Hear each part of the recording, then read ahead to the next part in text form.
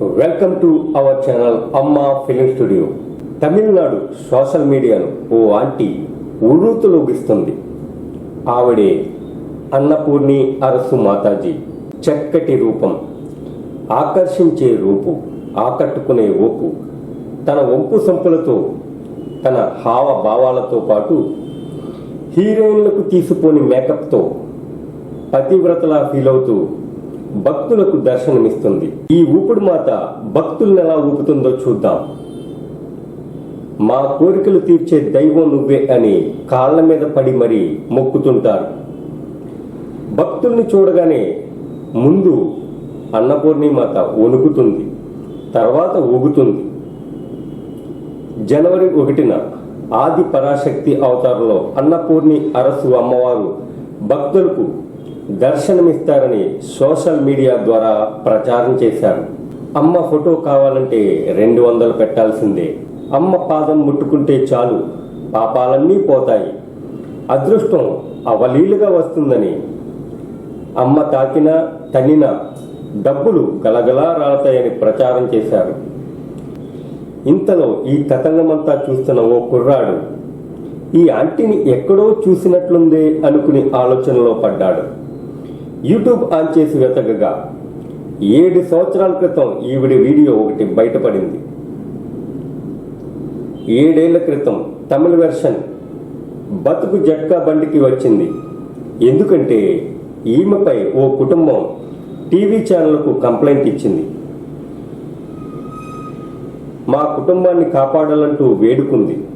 అసలు విషయం ఏంటంటే అప్పటికే అన్నపూర్ణకి పెళ్ళయి 14 ఏళ్ల కూతురుంది.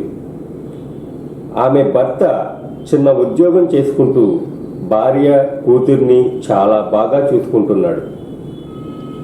కానీ తనకు తానే హీరోయిన్లా ఊహించుకుంటూ ఉండేది. తన మాయమాటలతో, అందంతో, ఆకర్షణతో పక్కింట్లో ఉండే అరసును తన వలలో వేసుకుంది. లేదా అతనే ఈవిడికి పడ్డాడా అనే అనుమానం తలెత్తింది. అరసు భార్య చాలా మంచిది, అమాయకురాలు, పిల్లలు, భర్త అంటే ప్రాణం. ఈ మాయలాడి నా కుటుంబాన్ని చిన్నాభిన్నం చేసిందంటూ బతుకు జట్కా బండిలో పెట్టి వేడుకుంది.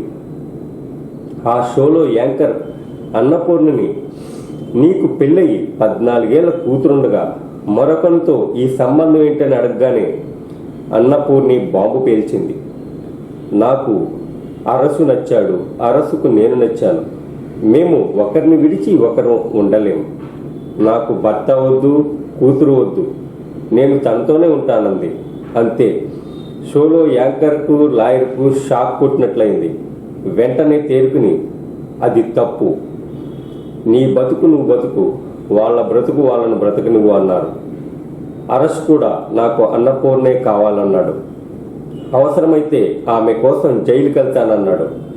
నేను కూడా రెడీ అంది అన్నపూర్ణి. అంతే. అరసు తరపు బంధువులు అతన్ని అక్కడికక్కడే చితక్కొట్టారు. అరసు కూతురు మా నాన్నను కొట్టొద్దంటూ వేడుకుంది. అప్పటికి కూడా అన్నపూర్ణి కరగలేదు.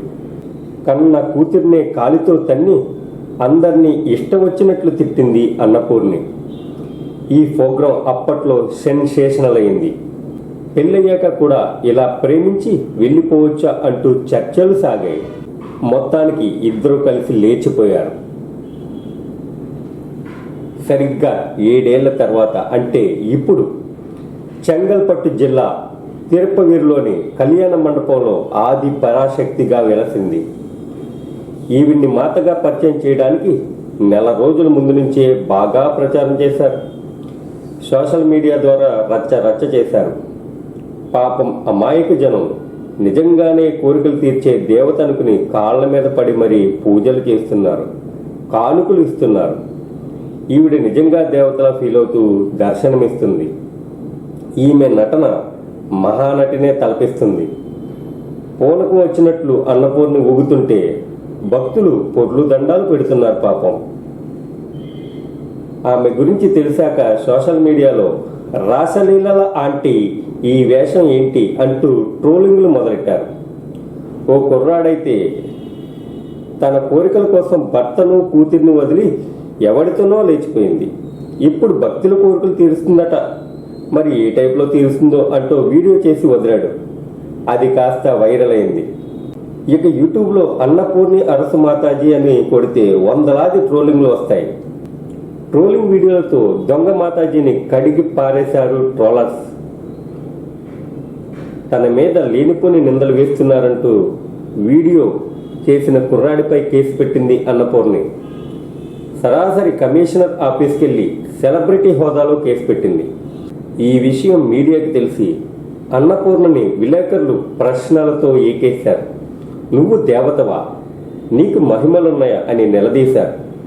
నేనెక్కడ చెప్పాను, నా భక్తులు చెప్పుకుంటున్నారు అంది. అదీ కాక ఓ ఇంటర్వ్యూలో 2 మృతదేహాల్లోని ఆత్మలు నాలో ప్రవేశించాయి, నాలోకి శక్తి వచ్చింది, నా భక్తులంతా నా బిడ్డలే అంటూ నానా కబుర్లు చెప్పింది. కొన్ని సామాజిక సంస్థలు ఈమెను నమ్మొద్దు, ఈమెపై అనేక కేసులున్నాయి, ఆవిడ దేవతేంటి అంటూ ప్రచారం చేశారు. అసలు 7 ఏళ్ల క్రితం అన్నపూర్ణి లేపుకెళ్లిన అరసుడు చనిపోయాడు. అది కూడా అనుమానాస్పదంతో. ఇప్పుడు ఆ కేసు కూడా ఆమెకు చుట్టుకుంది. ఈమెను దేవతల తయారు చేయడానికి ఒకరు చాలా కష్టపడ్డారు. అతని పేరు రోహిత్. అదే జిల్లాకు చెందిన వ్యక్తి. మొదటిగా అతనే తన భక్తుడిగా ప్రజలను నమ్మించి, నీ పాదస్పర్శతో నా జీవితాన్నే మార్చావు, నా కష్టాలు పోయి నా వ్యాపారంలో లాభాలు వచ్చాయి, నాకు లక్షలు వచ్చాయి అంటూ నమ్మించాడు. అంతే, అమ్మవారిని దర్శించుకోవాలని వెర్రిజనం ఎగబడ్డారు.